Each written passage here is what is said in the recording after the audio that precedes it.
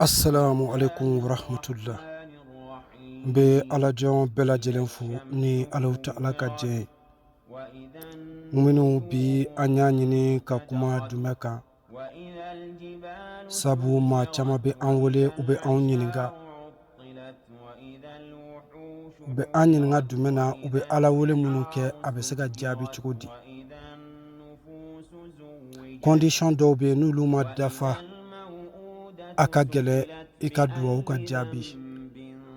Bi anya nyini ka conseil di ka alajon bilasira ni odi inafo alauta alaire ala nyini chukumi. L'islam incite au rappel et à l'invocation. Ala bayre de anyini an fait anka ala kosuma ke ka ala wole wati bela jele. Mamu be ni be alauta ala wole ikasiri watu kofe walima naflaw kofe ni be fe ika ala wole ka jabi kanga jugo dumani jugo dumeta kanga i comporte chugodi anka bi lasebe odeka amena lase munu ke abe kurane ayaw de walima versew abe alauta ala reka kuma kawdi mao maniye ni ta ka pratique adonga fo ibe alauta ala joroy ika batula. Quelques versets du Coran à propos du rappel et de l'invocation. Ni alauta ala ka je u folo dume mamu be ibe wuli dugu klaw fe ibe ala wole wati be nga ibe fe ika duwa de ka jabi kanga ijija ni condition ka dafa ila. Votre Seigneur a dit: appelez-moi, je vous répondrai. Sourate 40 verset 60. Ala ba kote kwanka ale wole abe an jabi ni ala wole ala bi jabi adamaden ikako gele ala chugo chugo ijigi tigela chugo chugo ijigi ke ala banye ala ko ika ale wole wa abi jabi kofe ala baye munyini. Souvenez-vous de moi et je me souviendrai de vous. Ko iki hakli jigi ale alauta alala i hakli mana jigi alauta alala doron adonga fo alauta ala fana hakli be iye an kana ke mugolangolo we an kana ke dala mugo we ka kebe kalo kebe san ke ite ala kosuma ke i dusukun finendu i hakli te alala maoma hakli be alala adonga fo ala fana hakli be ila. Souvenez-vous de moi et je me souviendrai de vous. Et soyez-moi reconnaissance et ne me méconnaissez pas. Wo dume ika wale nyuma don alay kana ke fisri wale kata alauta alama. Et soyez-moi reconnaissance et ne me méconnaissez pas. Souvenez-vous de moi et je me souviendrai de vous. Ambeyandi ukofe ala baba fotuguni. Et soyez-moi reconnaissant et ne me méconnaissez pas. Ni be Kurane ayaudi surat 2 verset 150d. Wati be i hakli jigi alauta alala kana ke fisri wali ko mana geleya de ko mani soro problemu mani soro saljita ika ijigi ke alauta ala ika ala woli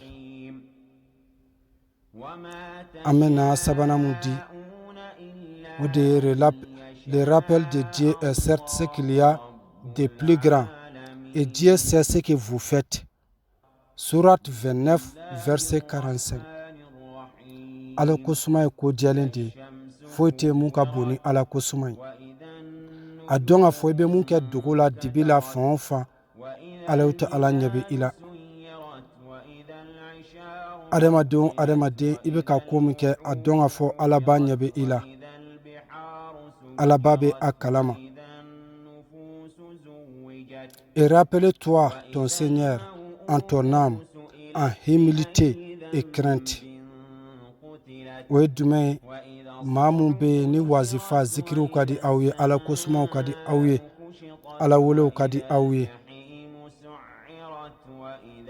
i k'i jija cogo bɛɛ n'i bɛ ala wele waati mun na i k'i jɔ k'i fara ɲɔgɔn kan ka n'i wagawaga kana kafa i k'i majigiya suguya bɛɛ lajɛlen na ka ala wele i bɛ taa dɔw jɔlen sɔrɔ u bɛ seli tapi ka u kɛlen k'u waga i b'a fɔ olu ye masakɛ de alaw ta ala ko ten n'i bɛ ale wele i k'i majigin i ka siran i k'a dɔn k'a fɔ alaw ta ala bɛ yen. Rappelle-toi ton Seigneur en ton âme.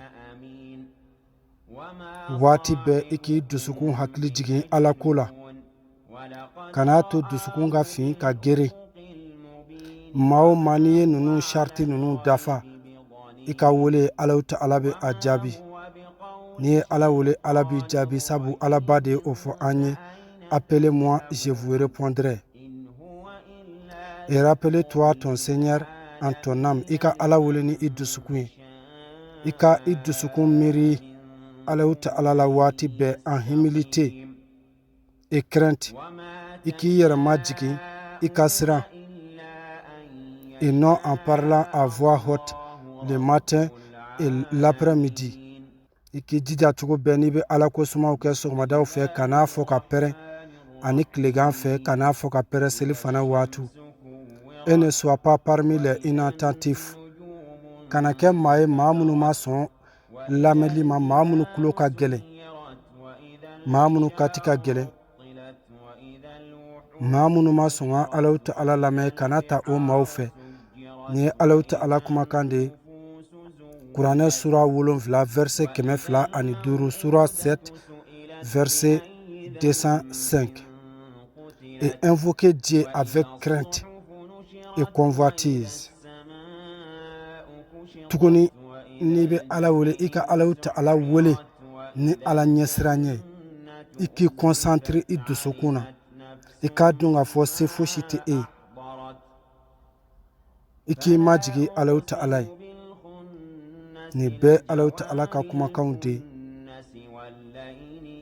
Sura 7 verset 56 kuranɛ sura 7 verset 56. Maa o maa i ye nin ladilikan in paratike a dɔn k'a fɔ i mana wuli waati o waati ka alaw ta ala jaabi an filɛ ka ladilikan minnu fɔ ala bɛ i jaabi.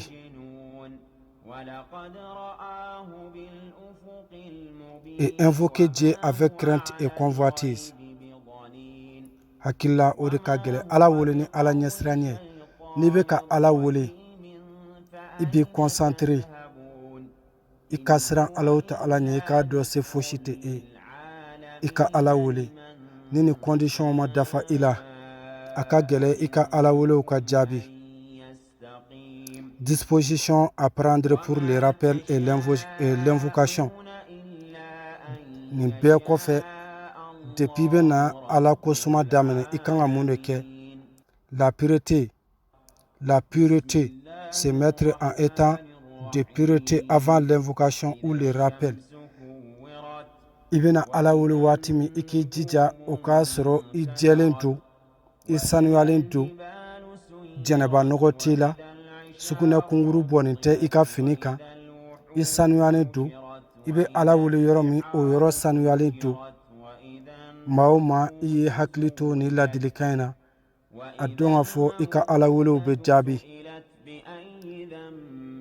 sabu n'i ye a ta k'a filɛ bi kɔlɔsi bɛ maaw bolo sotaramaw kɔnɔ karew kɔnɔ fan bɛɛ fɛ nka duwawu tɛ ka jaabi fosi tɛ concentration t'a la u bɛ ka ala tɔgɔ min fɔ u yɛrɛ t'a kɔrɔ dɔn u hakili bɛ u ka jurumanintigiw de la u hakili bɛ ko wɛrɛw de la n'i kɛra ten i ka ala wele a jaabi man di.